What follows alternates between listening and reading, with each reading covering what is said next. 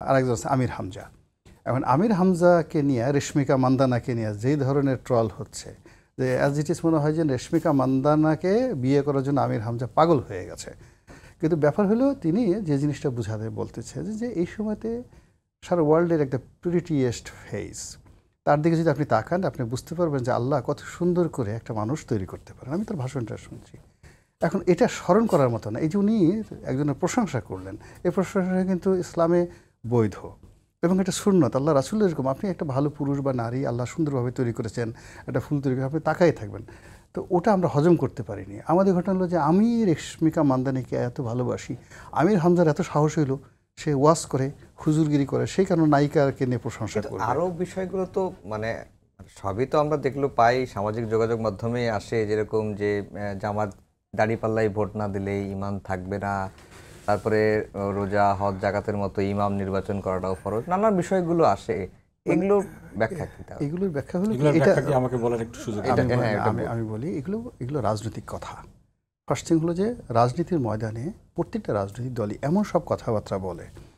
এখন সামাজিক মাধ্যমে আসার কারণে না আমরা ওইগুলো বিশ্লেষণ করি। মঞ্চে দাঁড়িয়ে মাইক পেলে প্রতিপক্ষকে দমন করার জন্য, ভোটারদেরকে মানে খুশি করার জন্য অনেক বক্তা চোখে পানি, মানে পিয়াস চোখে লাগিয়ে এমন কান্নাকাটি করে যে আমার আর দুটো ভোট ভিক্ষা দেন, আর জীবনে আমি করবো না, আমার জীবনের শেষ, আমি আর বাঁচবো না, 80 বছর বয়সে আমার কয়দিন। মানে এটা হলো আমাদের দেশের একটা ট্রেডিশনাল রাজনীতি।